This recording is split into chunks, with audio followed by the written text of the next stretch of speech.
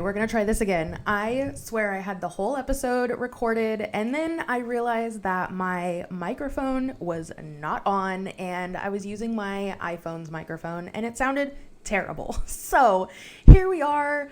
This is the real episode. Take 2. Here we go.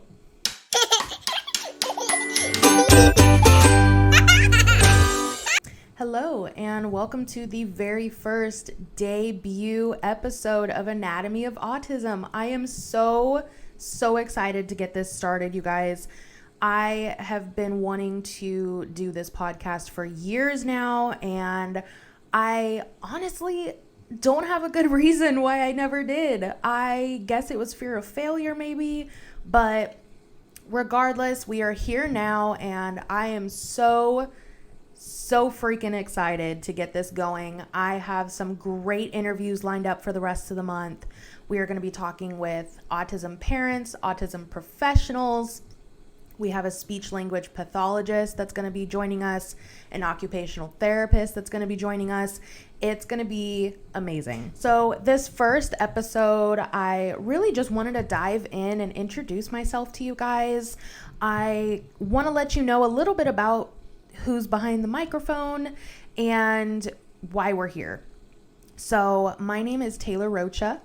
I am a mom in Northern California. I have a son. He is 4. He'll be 5 in March, which I am not ready for at all, but he will be 5 in March, and he was diagnosed with autism in 2021. So our journey started, well, I don't even want to call it our journey. It's really his journey. I'm just kind of along for the ride here. But it started back at the end of 2020. Of course, we were smack dab in the middle of COVID and the pandemic, and lockdowns were still going on. And we took my son to his 18-month-old baby wellness checkup. And so the nurse gave me a questionnaire to fill out, and I was a first-time mom. I did not know until I started filling out that questionnaire that my baby was behind. I didn't know that it wasn't normal for him to regress on words. I didn't know that it wasn't normal for him to be able to say mama, dada, papa, granny, auntie at 14 months old, and then nothing at 18 months old. I didn't know that wasn't normal. And looking back, I know I was not alone in that. I had a lot of guilt. Around that time, because as a mom, how do you not notice that your kid is not where they should be? But looking back now, I was a first-time mom, and no one gives you a manual on how to be a parent, let alone for how to know the signs of autism. So if you are in that boat right now, please know that you are not alone, and do not beat yourself up about it, because like I said, there is no manual for this stuff. There is no manual for, hey, your kid might be autistic. Here's what to do. So do not beat yourself up about it, because I did the exact same thing. So that questionnaire really brought it to my attention that, hey, something might not be right here. So we talked to his pediatrician, and I told her everything that was going on with him, all his milestones that he was or wasn't hitting, when he was hitting them. And what really stuck out to her, the biggest red flag for her, was that he was 18 months old. He was almost 2 years old, and he was not talking. So, and I know that's how a lot of parents find out that their kid is autistic. So she is a really good doctor, and she did not want to just jump to, oh, hey, your kid's autistic, because I know a lot of doctors try to do that. And so I was really grateful that she wanted to do it right. She wanted to go through the steps, rule everything else out. So the first thing that we did with him was a hearing test.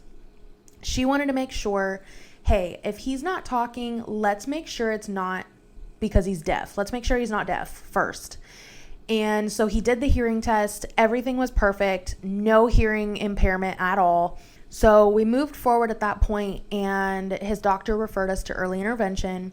They did a ton of assessments, a ton of questionnaires, a ton of interviews, all of the things. And they finally said, you know what?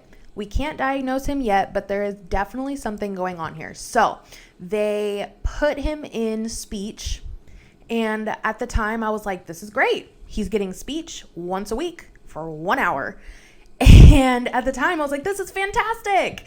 But looking back, that was really nothing. That was nothing. I wish they would have started with more hours and then decreased as time went on, and that he didn't need as much support, because in the beginning he really did need that support. And the way his behaviors were in the beginning, most of his speech session was not speech, if any at all. It was an hour session, and at least 45 minutes of that was just managing behaviors. Now, I will say she was amazing. His speech therapist was amazing, and she taught us a lot of sensory techniques, a lot of behavior techniques that we still use to this day, and he's almost 5. So I do not want to knock her at all, knock the company at all. I just wish that they would have given him more time. So fall of 2021 comes around towards the end of summer. We're in like August, September timeframe. And we finally get on with a child psychologist. And she does, again, this huge interview, all these papers, huge paper trail to try to follow. And it was overwhelming. It was super overwhelming, considering my kid was 2 and he had a stack of papers just about his behaviors and about his speech or lack thereof. And it was really intimidating and really overwhelming. And so we got through it. We got through it though. And in September of 2021, he was officially diagnosed with autism, and they put him at a level 3, which I had no idea what that meant. And we can get into that in later episodes. But he was diagnosed at level 3 and was classified as nonverbal. So we wanted to get him into all of the therapies. We were really blessed to start him in early intervention at a young age. And we were really blessed to get his diagnosis at such a young age, because I know a lot of places, a lot of states, a lot of psychologists will not diagnose them until they're older. So to get that diagnosis at 2, we were really, really fortunate. However, the catch-22 to that was when we started looking at other therapies for him, when me and his dad were like, hey, this 1 hour of speech, not it, not happening. It's not helping. He needs more. So we started looking into other therapies. And at the time, his dad had a really good job. He had really good insurance. But surprise, surprise, it did not cover anything mental health. And that is so infuriating to think about. I don't know why there's this big stigma around mental health and autism, and it's not medical or it's not healthcare if you can't see it. I digress. We will get into that later. I digress. But regardless, we were living in Arizona at the time, and we looked into the Arizona health insurance, the healthcare for kids and those who were disabled. So we looked into that. They would take him on. He would be covered for health insurance, but they would not cover his therapy until he turned 3. Granted, we were in the fall and his birthday was going to be in March. So realistically, could we have held off? Yeah. But I am a type A mom. And that was not quick enough for me. So we talked and we decided to move back home to California, where we were originally from. And we got our son on Medi-Cal. And if you're not familiar with Medi-Cal, Medi-Cal is California's free health insurance. It is basically for low-income families. If you are pregnant, you can get on Medi-Cal. If you are disabled, you can get on Medi-Cal. So we went ahead and signed him up for that because I have friends and we are originally from California. So they told me that, hey, Medi-Cal covers it as soon as you have your diagnosis. They will cover any of his therapies. All you need is the diagnosis from that psychologist in Arizona.